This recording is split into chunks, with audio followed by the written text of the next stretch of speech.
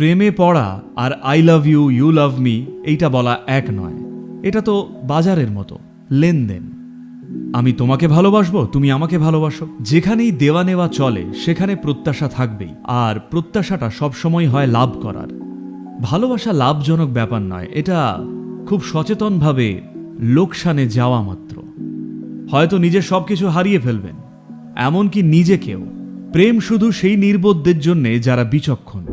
প্রেম কোনো চুক্তি নয়, ভালোবাসা কোনো কাজও নয়। আপনি নিজে ভালোবাসা হয়ে ওঠেন শুধু তারাই যারা কখনো প্রেমে পড়ার পূর্ণতা অনুভব করেনি। তারাই সবসময় ভাবছে আমি এর থেকে কি পাব। আপনি কিছুই পাবেন না, একদিন মারা যাবেন প্রেমহীন হয়ে।